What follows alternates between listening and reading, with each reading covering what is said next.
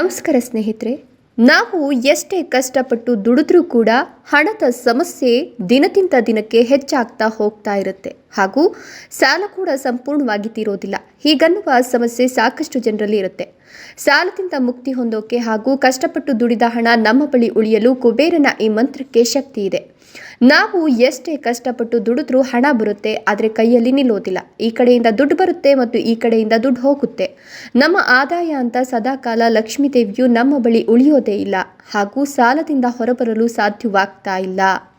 ನಿಮಗೂ ಕೂಡ ಕುಬೇರ ದೇವನ ಮೇಲೆ ನಂಬಿಕೆ ಇದ್ದರೆ, ಲಕ್ಷ್ಮೀ ದೇವಿಯ ಮೇಲೆ ವಿಶ್ವಾಸವಿದ್ದರೆ, ನಿಮ್ಮ ದುಡಿಮೆ ಹಾಗೂ ಶ್ರಮದ ಮೇಲೆ ನಿಮಗೆ ಆತ್ಮವಿಶ್ವಾಸವಿದ್ದರೆ, ನಂಬಿಕೆ ಇದ್ದರೆ ಈ ವಿಡಿಯೋಗೆ ಈಗಲೇ ಒಂದು ಲೈಕ್ ಕೊಟ್ಟು ತಪ್ಪದೆ ನಮ್ಮ ಚಾನಲನ್ನು ಸಬ್ಸ್ಕ್ರೈಬ್ ಮಾಡಿಕೊಂಡು ಓಂ ನಮೋ ಕುಬೇರ ದೇವಾಯ ನಮಃ ಅಂತ ಕಮೆಂಟ್ ಮಾಡಿ ಕುಬೇರ ದೇವನ ಅನುಗ್ರಹವನ್ನು ಪಡೆದುಕೊಳ್ಳಿ. ಹಾಗೆ ಸಾಲದಿಂದ ಹೊರಬರಲು ಹಣ ನಿಮ್ಮ ಬಳಿಯೇ ಉಳಿದುಕೊಳ್ಬೇಕು ಅಂದರೆ ಏನು ಮಾಡಬೇಕು ಅಂತ ವಿಡಿಯೋದಲ್ಲಿ ತಿಳಿಸ್ಕೊಡ್ಲಾಗಿದ್ದು, ವಿಡಿಯೋವನ್ನು ನಿಮ್ಮ ಅನುಕೂಲಕ್ಕಾಗಿ ಕೊನೆವರೆಗೂ ನೋಡೋದನ್ನು ಮರಿಬೇಡಿ.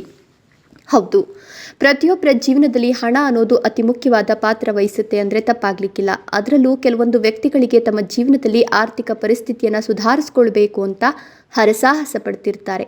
ಆದ್ದರಿಂದ ಪ್ರತಿನಿತ್ಯ ಪೂಜೆಯ ಸಮಯದಲ್ಲಿ ಕುಬೇರನ ಈ ಮಂತ್ರವನ್ನು ಜಪಿಸಿದ್ರೆ ಹಣದ ಸಮಸ್ಯೆ ನಿಮ್ಮ ಜೀವನದಿಂದ ದೂರವಾಗ್ತದೆ. ಕುಬೇರನ ಈ ಶಕ್ತಿಶಾಲಿ ಮಂತ್ರವನ್ನು ಜಪಿಸೋದ್ರಿಂದ ಕುಬೇರ ದೇವರು ಸಂತುಷ್ಟರಾಗಿ ಅವರ ಕೃಪೆಯನ್ನು ನಿಮ್ಮ ಮೇಲೆ ಸದಾಕಾಲ ಇರುವ ಹಾಗೆ ನೋಡ್ಕೊಳ್ತಾರೆ. ಕುಬೇರನ ಈ ಮಂತ್ರವನ್ನು ಮಂಗಳವಾರ ಅಥವಾ ಶುಕ್ರವಾರ ಜಪಿಸಿದ್ರೆ ತುಂಬಾನೇ ಒಳ್ಳೆಯದ್ದು. ಕುಬೇರನ ಈ ಮಂತ್ರವನ್ನು ಪ್ರತಿನಿತ್ಯ ಜಪಿಸೋದ್ರಿಂದ ಸಾಕಷ್ಟು ಫಲಗಳನ್ನು ಪಡಿಬಹುದು. ಮಂತ್ರ ಹೀಗಿದೆ: ಓಂ ಶ್ರೀಂ ಹ್ರೀಂ ಕ್ಲೀಂ ಶ್ರೀ ವಿಘ್ನೇಶ್ವರಾಯ ನಮಃ.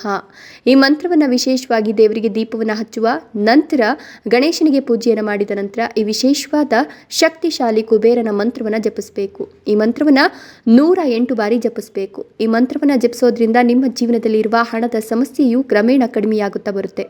ಆದ್ದರಿಂದ ಈ ಮಂತ್ರವನ್ನು ಪ್ರತಿನಿತ್ಯ ಜಪಿಸಿ ಆರ್ಥಿಕ ಸಂಕಷ್ಟದಿಂದ ಹೊರಬರೋದ್ರ ಜೊತೆಗೆ ಸುಖ, ಶಾಂತಿ, ನೆಮ್ಮದಿಯ ಜೀವನವನ್ನು ನಡೆಸಬಹುದು.